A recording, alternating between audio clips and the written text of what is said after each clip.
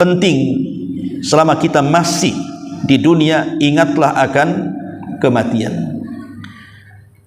Ustaz, kita kan belum mati, cerita hidup lah, jangan cerita mati. Nunggu mati aja kita cerita mati. Bukan begitu. Rasul mengatakan aksiru dzikra hadimil ladzatil maut. Perbanyak oleh kalian mengingat sesuatu yang menghancurkan kenikmatan kalian. Apa itu? Kematian. Karena kalau orang kaya dia mengingat kematian, maka akan sempit dadanya. Kalau orang miskin mengingat kematian, akan lapang dadanya.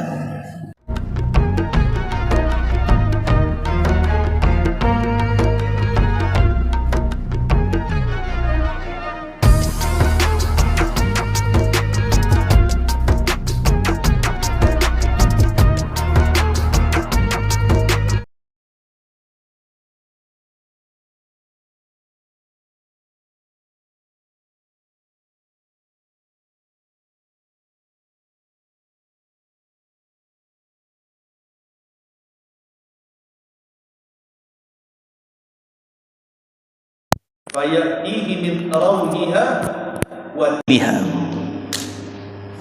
Ma'asyiral muslimin yang dimuliakan Allah Subhanahu wa taala. Nabi SAW mengatakan, maka akan didatangkan kepadanya harum-haruman dan bau-bauan dari sorga ke dalam kuburnya. Kemudian yang nomor 10, Allah akan datangkan kepadanya orang yang akan menemani kuburnya. Jadi tiba-tiba ketika kita sedang sendirian dalam kubur itu, datang orang yang sangat tampan sekali. Dijelaskan dalam hadis Nabi SAW, rajulun hasanus thiyab, orang yang sangat rapi pakaiannya, tibur rih, sangat harum baunya, sangat ganteng orangnya. Kemudian tiba-tiba dia mengatakan, abshir billadhi yasurruk, abshir billadhi yasurruk, bergembiralah dengan kesenanganmu wahai fulan. Kemudian dia mengajak bicara sampai akhirnya lelah bicara, kemudian dia mengantuk. Maka orang ini mengatakan, nim naumatal arush, tidurlah seperti layaknya engkau tidur pengantin baru. Coba orang kalau belum pernah menikah, tiba-tiba ingin menikah. Tujuan menikah itu kan malam pertama. Terkadang malam pertama ini kalau suami istri tidur, itu sudah nggak kenal siapa-siapa tuh di sekitarnya.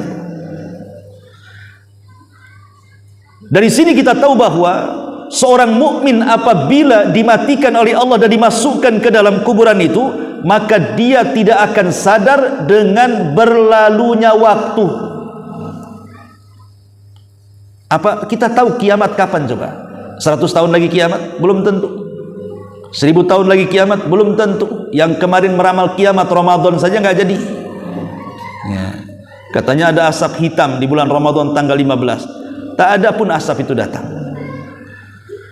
Siapa yang tahu kiamat dibangkitkan coba? Bisa 100 tahun lagi, 200 tahun lagi, 1000 tahun lagi, 2000 tahun lagi. Wallahu alam, kita tidak tahu kiamat itu kapan.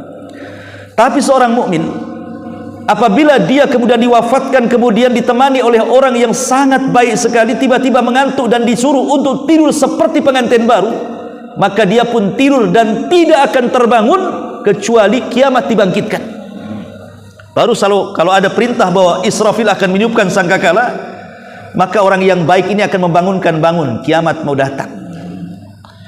Maka dia mengatakan, ya Allah, kalau begitu cepatkan kiamat supaya aku ingin kembali kepada harta dan keluargaku, katanya. Coba bayangkan, ini nikmatnya seorang mukmin, tidak merasakan bimururil waktu, dengan berjalannya waktu gak dirasakan sama dia. Seperti kisahnya siapa? Ashabul Kahfi. Ashabul Kahfi itu ditidurkan 309 tahun, 3 abad lebih. Ketika dia masuk ke dalam gua, mereka dalam kondisi takut, dan takutnya luar biasa karena mereka menjadi buronan kerajaan Romawi. Karena mereka tidak mau menyembah berhala, kemudian dikejar sampai sembunyi di gua. Setelah masuk ke dalam gua, Allah tidurkan selama 3 abad lebih, 309 tahun, baru dia terbangun tersadar. Rupanya raja zalim yang selama ini mencari-cari mereka untuk menangkap dan membunuhnya sudah tidak ada lagi. Ketika terbangun rupanya rajanya sudah beriman. Setelah 309 tahun itu mereka bangun, rupanya rajanya berbeda dengan raja yang dulu sebelum mereka masuk ke dalam gua. Dari sini ada kaidah para ulama bahwa melawan musuh itu tidak perlu dengan fisik, cukup tidur saja. Ashabul Kahfi tidur, kalah musuhnya. Tahu-tahu bangun rajanya sudah mati, datang pula raja baru. Jadi kalau seandainya ibu-ibu di belakang gitu ya, ada musuh tetangganya yang suka ngomel, suka gibah, suka nyakiti, suka bully, jangan dihadapi ibu, hadapi dengan tidur. Nanti itu capek sendiri dia. Doakan sariawan aja biar diam ngomong. Jadi Ashabul Kahfi tidur, tahu-tahu bangun, tidak sadar sudah sekian ratus tahun kan gitu. Lah orang-orang yang di kuburan itu ketika dia tidur seperti malam pengantin baru, maka dia tidak akan ingat berapa lama dia tinggal di kuburan itu. Tahu-tahu bangun kiamat dibangkitkan. Subhanallah, ini nikmat. Nikmat dari Allah Subhanahu wa taala, tidak merasakan lamanya waktu dalam kuburan itu. Padahal orang tinggal di kuburan itu jauh lebih lama dibandingkan orang tinggal di atas kubur. Kita ini tinggal di atas kuburan itu berkisar 60 sampai 70 tahun saja. Lewat 70 tahun itu sedikit. Pasti mati itu. Makanya kita lihat dari obrolan anak-anak 10 tahun, anak-anak 20 tahun, obrolannya tidak ada cerita mendekat-dekat kematian itu. Karena nggak ada usia-usia 20 tahun cerita asam urat, cerita kolesterol, nggak ada. Cerita-cerita penyakit itu kalau sudah 40 tahun ketemu kawannya baru cerita penyakit tuh. Sakit pinggang lah, sakit ini, itu sudah dekat-dekat tuh. 60 tahun cerita rumah sakit, 70 tahun cerita dokter, 70 tahun cerita keranda, mati dia. Artinya bahwa orang yang hidup di atas bumi itu, kata Nabi SAW, a'maru ummati baina sittina wa sab'in. Usia umatku itu berkisar 60 sampai 70 tahun saja. Kalaupun lewat dari 70 tahun itu sedikit. Tapi kalau orang masuk ke dalam kuburan yang sejak zaman Adam mati, udah berapa ribu tahun mereka tinggal di dalam kuburan itu. Tapi bagi orang yang beriman, walaupun ribuan tahun telah lewat kepada mereka, mereka tidak akan merasakan bimururil waktu, dengan lewatnya waktu. Kenapa? Karena Allah berikan nikmat dengan tidur seperti tidurnya pengantin baru. Nim naumatal arush, kata Rasul. Tidurlah seperti pengantin. Ini kenikmatan yang ke-10, di mana menjelma seorang laki-laki yang baik menemani dia sampai penasaran. Orang yang dikubur ini, siapa kamu ini? Kok baik sekali menemani saya dalam kuburan? Baru dia ngaku, ana amalukas saleh. Sayalah amal solehmu. Sayalah solatmu, sayalah zikirmu, sayalah puasamu, sayalah birrul walidainmu, sayalah silaturahimmu, sayalah sedekahmu. Jadi amal soleh itu akan menjelma manusia dan akan menjadi teman kita dalam kuburan. Maka banyak-banyaklah beramal saleh supaya kita mendapatkan teman terbaik untuk menunggu kita dalam kuburan sampai kiamat dibangkitkan. Ini yang ke-10. Yang ke-11, ya, maka dia akan dibahagiakan oleh Allah Subhanahu wa taala selama kuburannya. Bagaimana tidak? Makanan dihantarkan dari sorga, pakaian dihantarkan dari sorga, dan dia akan mendapatkan kenikmatan yang belum pernah dinikmati dia di dunia. Senikmat-nikmatnya orang di dunia tidak senikmat orang mendapatkan nikmat kubur. Karena nikmat kubur itu bagian daripada nikmat sorga. Sampai ada hadis yang mengatakan, nanti pada hari kiamat didatangkan seorang laki-laki yang ketika di dunia orang paling belangsak, orang paling susah, orang paling miskin, orang paling kere, tidak pernah sejak brojol sampai mati dia senang hidupnya. Tapi Allah takdirkan dia termasuk penduduk sorga. Dihadapkan orang ini kepada Allah, tiba-tiba oleh Allah dicelupkan satu celupan ke sorga, diangkat lagi. Kemudian Allah mengatakan, hal marra bika min adzabin qat ya fulan. Masih ingat memori engkau di dunia susahmu itu wahai fulan? Dia mengatakan tidak, sudah lupa semuanya. Coba bayangkan, di dunia saja. Kalau kita pernah susah kemudian kaya, ketika kita sudah jadi kaya, kita masih ingat masa-masa miskin kita. Itu di dunia tuh. Kita ini sudah kaya, dulunya miskin, susah, tiba-tiba jadi kaya gitu. Ketika masa kaya kita masih mengingatlah masa-masa miskin kita kan. Tapi orang dicelupkan ke sorga, tidak ingat apa-apa, lupa pernah dia miskin itu. Itu hebatnya sorga. Lah kenikmatan kuburan itu nikmat surga yang dihantarkan ke dalam kuburan. Bagaimana tidak nikmat? Makanya nikmat kubur disebut nikmat kubur. Makanya dia mendapatkan kebahagiaan yang belum pernah dia dapatkan sebelumnya. Ma'asyiral muslimin yang dimuliakan Allah Subhanahu wa taala. Lah inilah di antara nikmat-nikmat yang Allah akan anugerahkan kepada orang yang beriman setelah kematiannya. Tentu akan berbalik kondisinya dengan orang-orang yang ahli maksiat dan dosa. Berbalik kondisinya 180 derajat. Yang pertama Allah katakan dalam Al-Quran, dalam surah Al-Mu'minun 99 dan 100, hatta idza jaa ahadahumul maut qala rabbirji'uni la'alli a'malu salihan fima tarak kalla innaha kalimatun huwa qailuha wa min waraihim barzahun ila yaumi yub'atsun. Ketika datang kepada mereka kematian, maka orang-orang yang penuh dengan dosa akan menyesali kematiannya dan mengatakan, ya Rabb, kembalikan akulah ke dunia, katanya, supaya aku bisa beramal saleh. Menyesal dia. Sebelum mati kemana aja? Kenapa setelah mati dia mengatakan Rabbirji'uni, ya Allah kembalikan aku ke dunia? Mungkin mustahil. Orang mati hidup lagi itu mustahil. Dan jangan percaya juga hantu-hantu yang gentayangan itu jelmaan daripada orang mati. Islam mengajarkan orang mati tidak mungkin gentayangan. Yang gentayangan itu setannya, jin korinnya. Orangnya tidak mungkin kembali ke dunia. Kalau dia mendapatkan nikmat, ngapain gentayangan? Bagus dia mendapatkan nikmat dalam kuburan. Kalau dia mendapatkan azab, sibuk disiksa, ngapain gentayangan? Ditarik lagi malaikat, kau mau kemana, katanya. Waktu mau disiksa. Nggak ada orang mati jadi hantu. Itu kan akidahnya orang-orang luar, bukan orang Islam. Islam meyakini adanya hantu itulah jin. Bisa saja jin korinnya yang kemudian terbang ke sana kemari. Tapi yang jelas bahwa kematian orang yang berdosa, maka akan dipersulit kematiannya. Sampai dalam hadis Bara bin Azib itu, kematian orang kafir, orang fajir itu seperti apa? Seperti orang memegang pisau bengkok, namanya safut. Dalam hadis itu disebut safut. Safut itu pisaunya bengkok kayak celurit gini, ya. Kemudian didatangkan kambing wol yang belum dicukur. Tahu kan kambing wol, kambing Australia itu, sampai bulunya bisa 2 jengkal itu, ya. Kemudian pisau yang bengkok itu dimasukkan ke dalam bulu-bulu wol, kemudian disiram, kemudian lengket dengan pisau, kemudian pisau ditarik dengan paksa. Kira-kira bulu-bulu kambing wol nggak pretel tuh, pasti akan runtuh, akan rontok dengan pisau-pisau yang berbentuk celurit itu. Itulah kematian seorang kafir, fajir, fasik yang banyak dosanya. Jadi kematiannya membawa sakit yang tidak ada yang tahu kecuali Allah rasa sakitnya. Rasanya persendian tulang ini remek dan rapuh semuanya. Dan dia akan menjerit-menjerit kepada siapa? Minta pertolongan kepada siapa? Siapa yang bisa melawan malakul maut? Satu malaikat tidak bisa dikalahkan. Walaupun satu dunia manusia berkumpul, walaupun satu dunia jinnya berkumpul, kemudian berkoalisi itu jin dan manusia melawan malaikat maut, tidak akan bisa.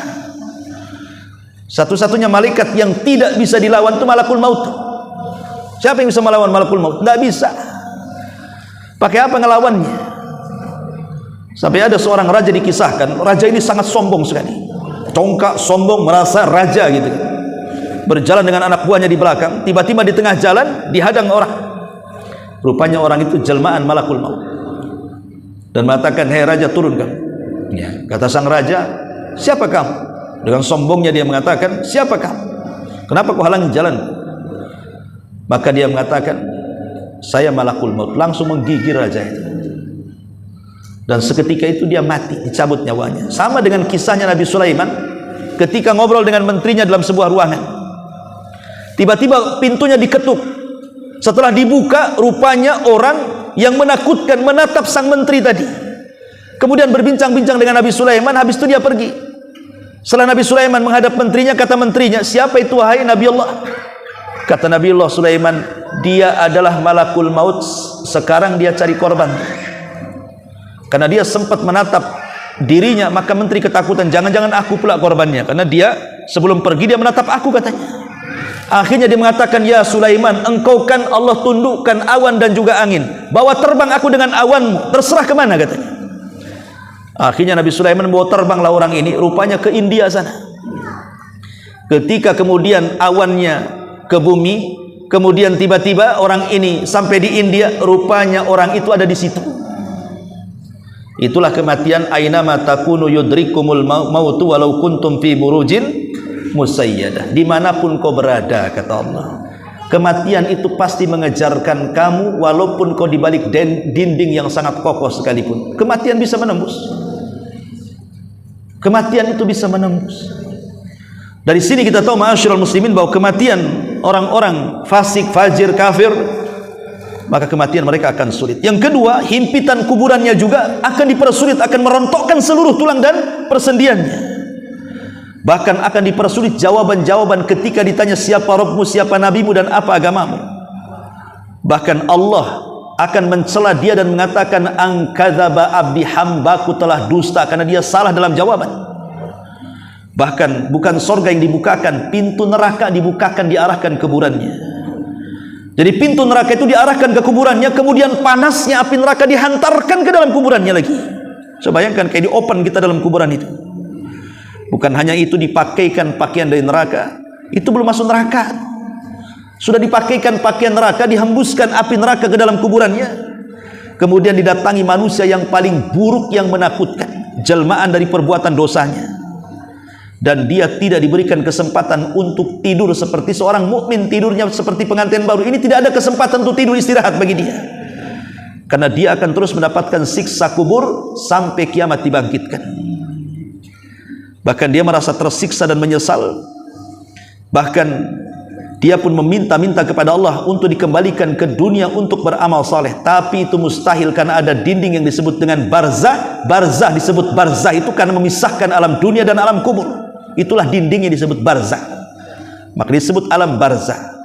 Adapun alam kubur, karena manusia dikubur, maka disebut alam kubur. Ya. Ma'asyiral muslimin wal muslimat rahimani wa rahimakumullah. Jadi kematian orang kafir, fajir, fasik justru kebalikan daripada kematian seorang yang beriman. Maka dari sini, ma'asyiral muslimin yang dimuliakan Allah Subhanahu wa taala, penting selama kita masih di dunia, ingatlah akan kematian. Ustaz, kita kan belum mati, cerita hidup lah, jangan cerita mati. Nunggu mati aja kita cerita mati. Bukan begitu. Rasul mengatakan, aktsiru dzikra hadimil ladzatil maut, perbanyak oleh kalian mengingat sesuatu yang menghancurkan kenikmatan kalian. Apa itu? Kematian. Karena kalau orang kaya dia mengingat kematian, maka akan sempit dadanya. Kalau orang miskin mengingat kematian, akan lapang dadanya. Kenapa orang kaya kalau mengingat kematian akan dadanya akan sempit? Ya, karena dia terpikir, kalau saya mati harta tidak akan dibawa, akhirnya dia sedekah. Tapi orang miskin kalau mengingat kematian jadi lapang. Ya, karena kemelaratan di dunia itu ada batasnya dengan kematian. Sak susah-susahnya orang hidup di dunia itu ada batasnya, dan batasnya itu kematian. Dan dia masih berkesempatan bahwa dia akan mendapatkan kehidupan bahagia setelah kematian. Makanya orang miskin kalau dia ingat mati, lapang dadanya. Toh miskin hanya di dunia saja, di akhirat ada surga. Tapi jangan pula lah miskin di dunia, melarat pula di akhirat. Ada orang Yahudi miskin di zaman Al-Hafidh Ibnu Hajar ketika menjadi qadhi di Mesir. Ibnu Hajar ini sedang jalan-jalan ke pasar, karena dia seorang qadhi, seorang hakim kerajaan Mesir. Ya tentu pakai pakaian yang bagus gitu kan, pakai unta yang bagus, pakai kuda yang bagus, masuk ke dalam pasar. Satu pasar murid dia langsung menghormati ulama kan gitu ya. Dipandanglah oleh si Yahudi miskin itu. Siapa orang itu katanya? Sambil ngobrol sama kawannya yang orang yang Islam tuh. Kamu tahu nggak siapa dia? Kata kawannya yang Muslim, celaka, kok itu guru saya, namanya Ibnu Hajar. Kok enak kali dia ya, pakaiannya mewah, kendaraannya mewah, digaji pemerintah lagi. Akhirnya Yahudi miskin kere ini mengatakan kepada seorang Muslim kawannya, bisa nggak kau pertemukan aku dengan dia? Bisa kata.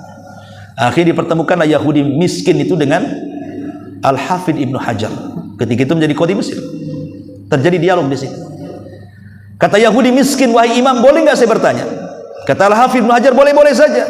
Kata Yahudi miskin mengatakan, bukankah dalam agamamu saya pernah mendengar Rasulmu mengatakan ad-dunya sijnul mu'min wa jannatul kafir.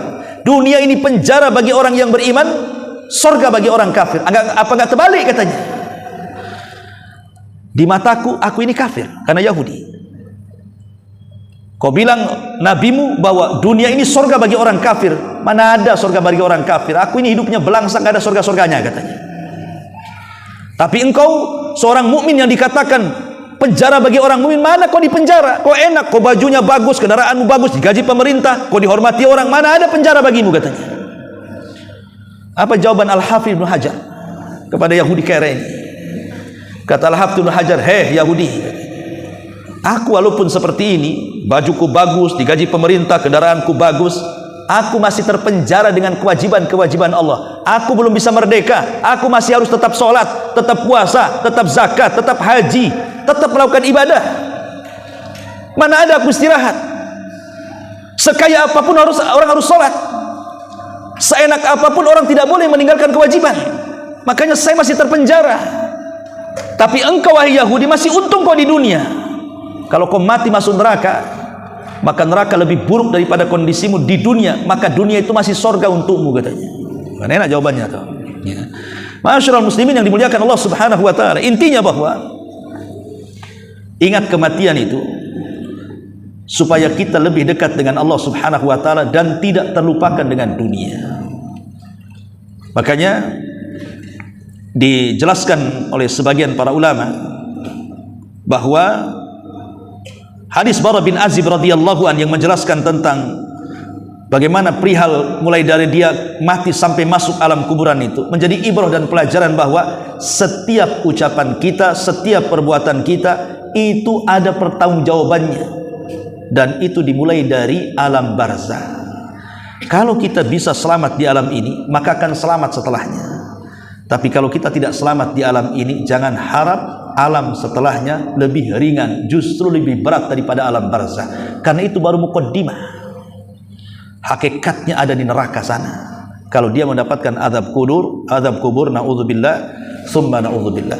Wallahu a'lam bishawab. Sudah jam 8. Ya, ada tanya jawab silakan. Kalau nggak ada kita tutup. Ya, nampaknya sudah mengantuk. Kita tutup saja.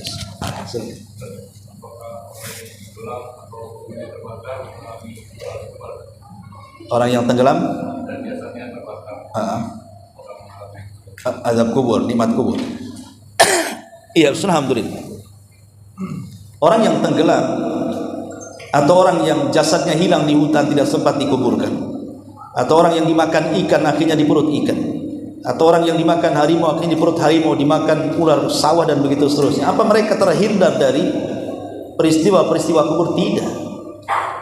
Mereka tetap akan mendapatkan peristiwa-peristiwa itu. Karena alam kubur itu istilah ulama. Tidak ada nasnya. Ulama yang mengistilahkan adanya alam kubur karena umumnya manusia itu dikubur. Tapi bahasa Quran itu disebut barzah. Barzah itu semata-mata ruh tercabut dari jasad langsung terdinding antara dunia dan alam kubur. Semata-mata ruh kita keluar, entah kematian itu satu, sebabnya banyak. Kematian kan satu, dicabutnya nyawa dari badan, itulah kematian, cuma satu. Dicabut ruh, itulah kematian. Tapi sebabnya banyak. Ada yang ditabrak sebabnya, ada yang jatuh sebabnya, ada yang tenggelam sebabnya, ada yang dibunuh, ada yang makan racun, ada yang diracun. Sebab kematian banyak, tapi kematian satu, dicabutnya ruh. Ketika semata-mata ruh aja terpisah dengan badan, langsung di situ ada dinding. Lah dinding itu disebut barzah namanya. Berarti sudah pindah alam istilah kita. Kalau orang mati itu sudah pindah alam namanya. Makanya kalau ada orang begap-begap, hati-hati kamu pindah alam katanya.